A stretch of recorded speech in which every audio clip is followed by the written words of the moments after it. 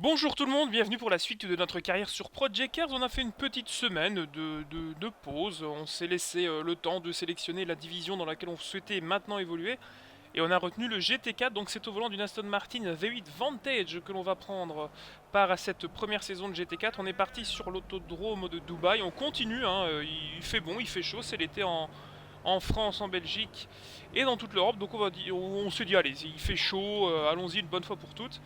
Donc il y aura normalement 3 manches dans cette division GT4 et nous sommes donc au volant d'une Aston Martin. Ça va changer un petit peu de ce qu'on avait l'habitude de voir avec eh bien, les Formula Gulf lors des manches précédentes et la Ginetta GT4. En tout cas ici, on est prêt à Dubaï pour la première séance d'essai. On va faire une petite sortie lors de ces essais libres pour voir simplement si la voiture a de quoi se défendre. Parce que le circuit on le connaît. On l'a vu dans l'épisode 15 et 16.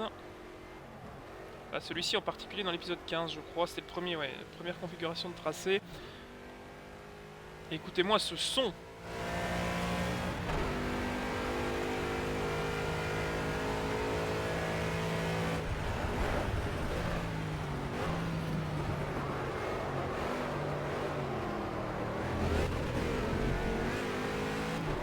Voilà, donc la division GT4 qui s'ouvre à nous. On commence à toucher à des voitures un peu plus intéressantes que ce qu'on avait en début de carrière.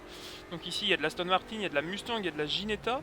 À voir ce qu'on peut faire cette saison. On va essayer encore une fois de glaner eh bien, le titre. J'espère qu'il y aura de la bagarre. En tout cas, c'est des voitures qui sont propices au contact et à la course serrée. Donc on va voir si on pourra s'en sortir en qualification. Faire quelques petits réglages sur cette voiture tout de même parce qu'elle en a bien besoin. Ouais, je sens que vraiment là il y a un petit réglage à faire. En tout cas, on aura fait un petit tour de découverte de ce tracé de Dubaï avec cette Aston qui est donc la nouveauté forcément. C'est un nouveau championnat, on va pas faire une découverte sur chaque tracé. Je pense que cette année va être un petit peu plus difficile que les précédentes. Et beaucoup de sous-virages, donc il va falloir retravailler complètement la voiture. Donc voilà, c'était un tour de présentation de ce tracé de Dubaï avec des pneus froids. C'était une catastrophe. On se retrouve tout de suite pour la première séance qualificative. A tout de suite. Et c'est parti pour la première séance de qualification. On a 10 minutes pour rentrer un tour chrono. Il y a de la BMW aussi, je l'avais peut-être pas cité tout à l'heure, la E92. On va voir si les conditions brumeuses ne vont pas trop nous pénaliser. J'ai fait quelques petits réglages sur la voiture histoire d'avoir un peu plus de facilité en entrée de virage. Et nous voici libérés de notre limiteur de vitesse. Le premier droit. Et c'est autre chose au niveau des transferts de masse que ce qu'on avait avec la Formula Gulf. Hein. En tout cas ici, on sent que la voiture est plus lourde, plus massive, qu'il y a plus de difficultés. C'est vraiment un pilotage différent de ce qu'on avait. Alors si vous entendez un bruit de roulement un petit peu particulier que vous n'avez pas l'habitude d'entendre, c'est que non, je ne suis pas avec mon Trustmaster T500 RS qui est tout simplement parti au SAV de l'endroit où je l'ai acheté. Tout simplement parce que eh bien, il a sûrement un composant électronique qui a rendu l'âme et dès que j'étais eh bien, sur une configuration de retour de force un peu trop importante, il se déconnectait. Et après un long dialogue chez Trustmaster au service après-vente, on a conclu que eh bien, la bête devait retourner de la grotte où elle était sortie, à savoir l'usine tout simplement. Et donc voilà, donc pour l'instant la transition se fait avec un pauvre petit Driving Force GT que je n'avais jamais utilisé sur Project Cars et qui fait bien le boulot. Je vous rassure qu'on a toujours pour les boîtes en H, les voitures qui seront proposées en boîte en H, peut-être les prochaines GT, la division GT3 qui sait, on pourra toujours piloter avec le TH8R qui est toujours en ma disposition. À côté de moi sur mon playset, en tout cas difficile de fixer un petit volant pareil. Oh, et là malheureusement voilà, donc ça commence, la pénalité sur le tour et le suivant. Le S ici qui se resserre, il faut redescendre en deuxième pour le passer. Un petit peu de vibreur ici, mais pas de trop pour ne pas être expédié de l'autre côté ici de la piste. Et il va nous rester pas grand chose en carburant, on aura bien calculé. Et voilà. Alors le verdict du chronomètre. Ça nous met 9ème, je vous avais dit qu'on était en milieu de peloton, que ça allait pas être un gros chrono. Et de toute façon on va tomber en panne d'essence, donc on va se laisser là pour cette première séance de qualification avec ce 9e chrono provisoire.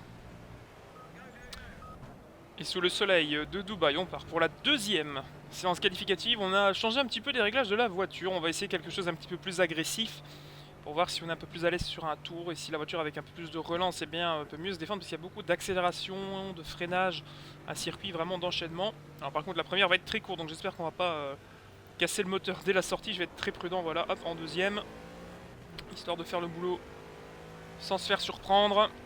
Et on part donc sous le soleil, ça va aider aussi la voiture à prendre un petit peu plus d'aisance, à faire monter notamment les pneus en température. Et voilà, on a une voiture qui est bien plus véloce. Alors normalement je devrais être apte à passer en 3e CES sans perdre trop de temps. Et voilà, vous voyez que maintenant on peut réaccélérer dans la chicane sans forcément retomber en 2e. Donc là on va sûrement gagner pas mal de temps. Alors de là à dire qu'on va faire un top 3, j'en suis pas certain, mais on va voir ce que va nous dire le chrono. Ce qu'on pourra espérer en fin de séance.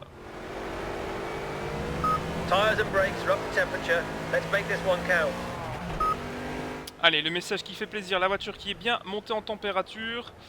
Et on va s'élancer donc pour tout donner dans cette 2e séance qualificative, histoire de pallier au 9e chrono qu'on a fait dans la première séance. C'est parti. Le chrono qui se déclenche maintenant dans la ligne droite des stands. On a plutôt une piste claire, ça vous le voyez en haut à gauche sur la minimap. Les garçons devant sont assez loin. Allez, en 3e pour descendre ici. Essayer d'accrocher un petit peu le vibreur pour ne pas être trop déporté sur la gauche ici. Alors on a été un petit peu loin. Ça va, on reste dans les limites de la piste. Attention, premier passage en tour rapide dans cette chicane. On prend la 3e vitesse. Le petit gauche. Le petit droit et on relance pour la ligne droite. Et on est les plus rapides dans le premier secteur. Alors les réglages qui font peut-être le travail avec cette chaleur-ci, mais en tout cas tout à l'heure ça n'a pas fonctionné. J'avais peut-être une boîte tout simplement trop longue et ça faisait perdre beaucoup de temps sur les relances. Si vous le voyez certainement, j'ai une voiture qui est beaucoup plus vive à piloter, beaucoup plus sympa. Franchement le feedback de la voiture est aussi plus agréable en course. Et on a l'air d'avoir un bon rythme, alors que demander de mieux? Serait-on en train d'aller chercher une pole? On va avoir déjà le verdict 2e secteur d'ici quelques encablures. Alors, voici. Et on ne bat pas le 2e secteur par contre, on n'est pas le plus rapide pour l'instant. On va essayer de se battre pour avoir peut-être une première ou 2e ligne. Elle est en 2e ici, il faut qu'elle tienne la voiture qui a beaucoup d'appui à l'arrière. On ne peut pas régler, je rappelle, la lame à l'avant sur cette Aston Martin. Seul l'appui arrière peut être adapté au circuit. En 3e, on va essayer de rester coulé, on ne va pas essayer de trop tendre la trajectoire. On ressort. Et le premier tour, c'est le 4e temps qui va me faire perdre énormément de temps. Donc il va rester 4 minutes 22, on va rentrer. On va refaire une voiture apte à faire un chrono et on va faire une dernière tentative dans cette 2e séance pour aller chercher peut-être le top 3. Allez, en 3e ici. Et la relance. Et on entre dans notre dernière tentative, je crois. Parce que là, à moins que le chrono soit mirobolant, on passera plus au transpondeur. Allez, c'est parti. On est 8e pour l'instant derrière Cyril Lignot.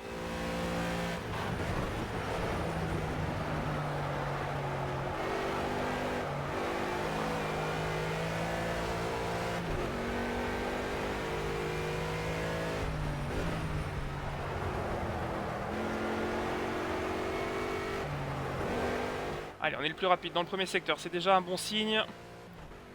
On est, vous le voyez, 2 dixièmes plus rapide, vous le voyez en haut à droite, 256 millièmes. Il faudrait tenir ce rythme tout du long.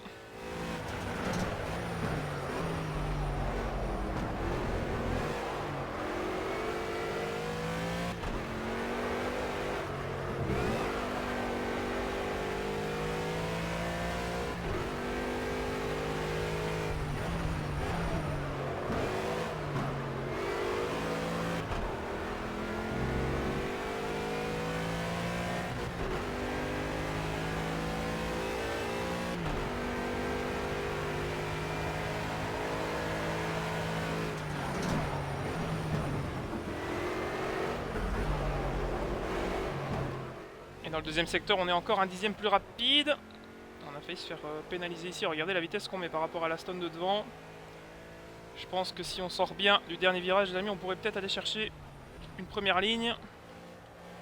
Et on perd beaucoup de temps ici, on perd énormément de temps. Et il va rester 4 secondes. Est-ce qu'on peut encore rentrer un chrono? Non, c'est terminé, on va se faire avoir à quelques secondes près. Et on fait le 5e chrono. On a perdu énormément de temps dans le dernier secteur, sincèrement. Je pense que c'est derrière cette Aston Martin qu'on a perdu du temps. Pourtant, on avait laissé partir. Mais en tout cas, c'est de bon augure pour la première course sprint qui va démarrer tout de suite. Où là, on s'élancera 8e sous la brume. En départ lancé, bien entendu. C'est la réglementation dans le GT4. On est 9e même, pardon. Je l'ai dit 8e. Et on est toujours lâché de manière hasardeuse dans ces courses de GT4.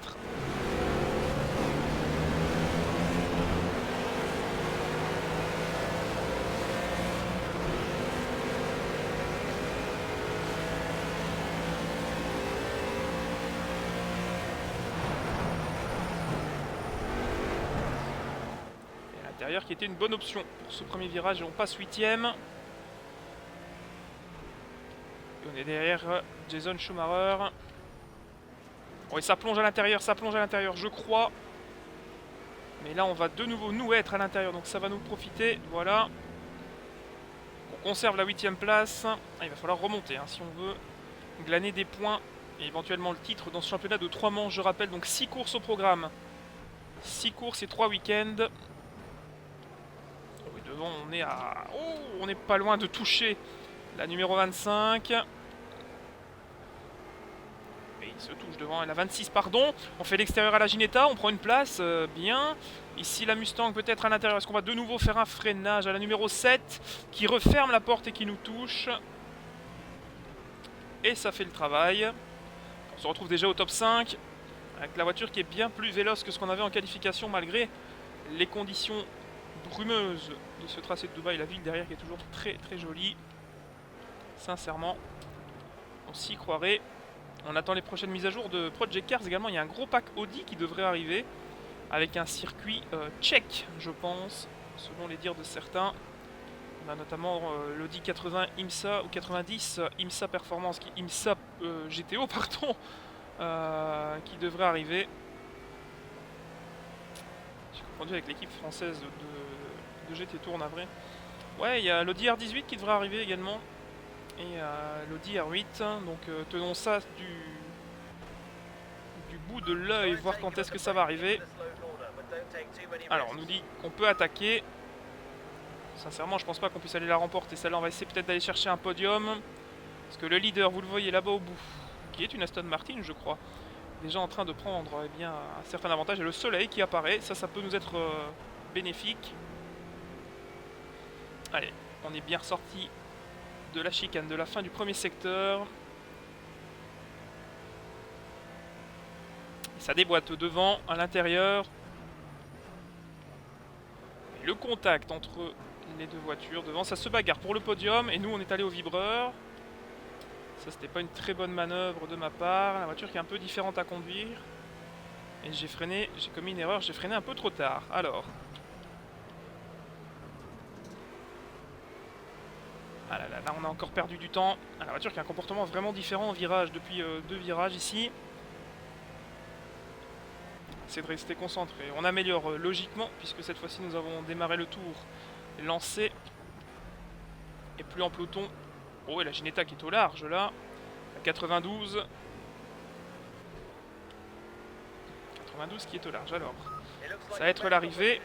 Et je ne pense pas qu'on pourra attaquer la Ginetta, donc on devra se contenter dans cette première manche d'une 5e place. Les honneurs donc pour cette manche sprint. Et voilà donc 5e place acquise alors que l'on partait 9e. C'est un bon début dans ce championnat. Et on va donc continuer avec la 2e manche, alors que c'est Maximilian Raschke qui prend les 15 points.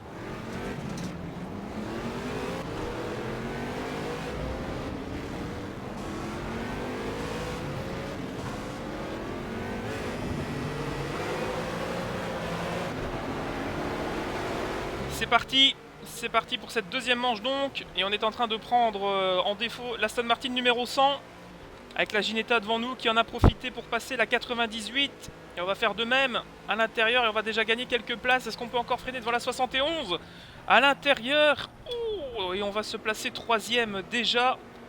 De nouveau un beau départ. On a gagné 2 places par rapport à notre situation sur la grille. La situation initiale de la voiture. Et on a une très bonne voiture. Et là il va falloir à mon avis prendre très vite les choses en main si on ne veut pas perdre le contact avec le leader du championnat. Encore faut-il la voiture pour le faire. En tout cas, on est troisième pour l'instant. Derrière Javier Barros Fabon.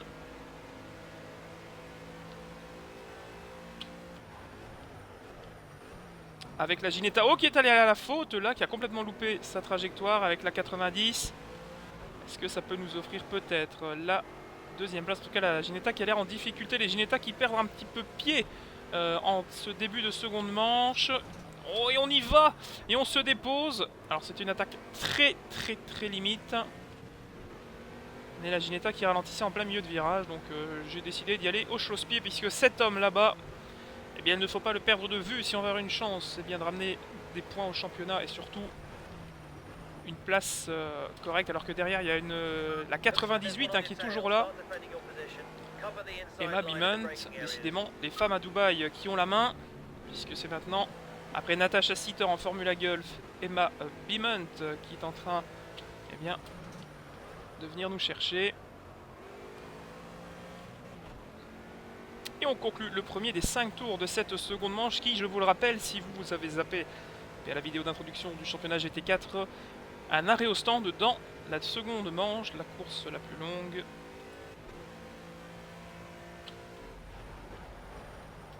Alors... 2 Aston devant.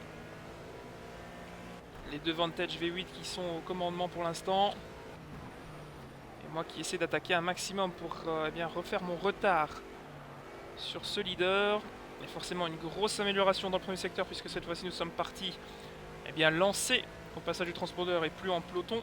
Comme on l'avait eu le cas tout à l'heure aussi. Donc nous voilà deuxième. C'est de bon augure. Oh, par contre là le freinage, faut pas que je réitère ça trop souvent parce que ça me fait perdre du temps plus qu'autre chose. En troisième scie, attention, on va devoir rentrer déjà ce tour-ci, je crois, si la stratégie est la bonne.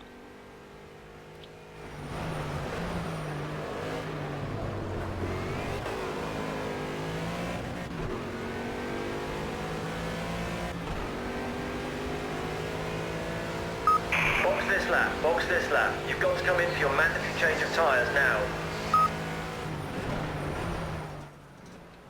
Et donc notre ingénieur qui nous appelle pour faire notre arrêt. Et on va stopper peut-être en même temps que le leader. Et ça peut être intéressant et voilà.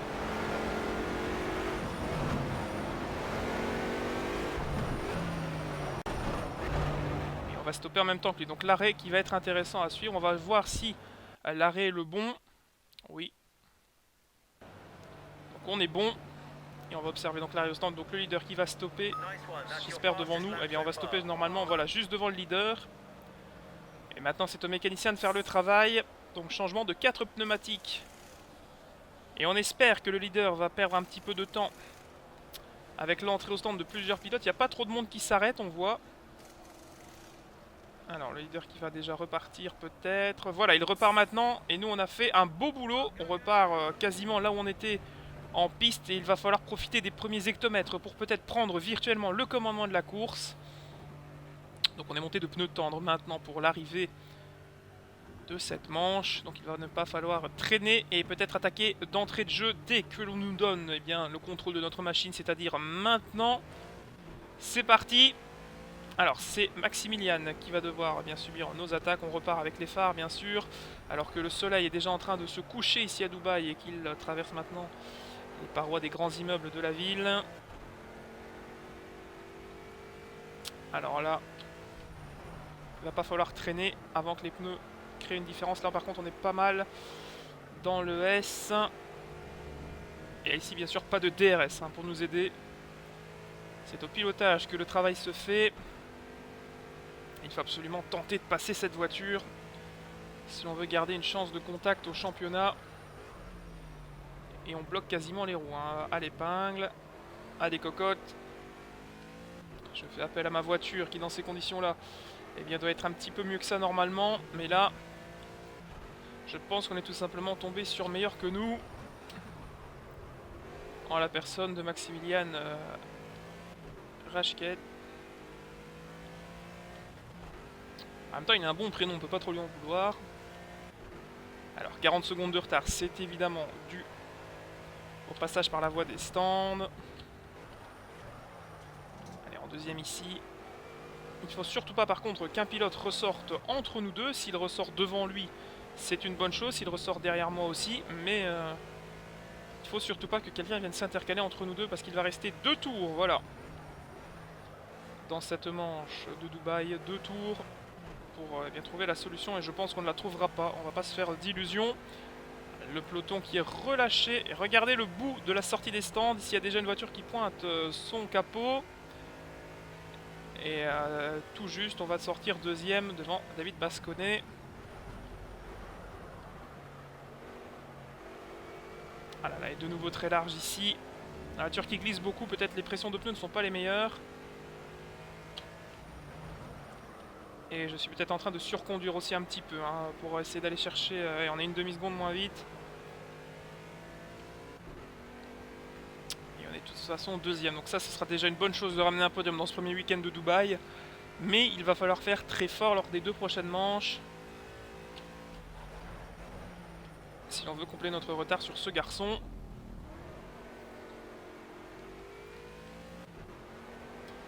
Sincèrement, il y a des secteurs où ça va un petit peu mieux.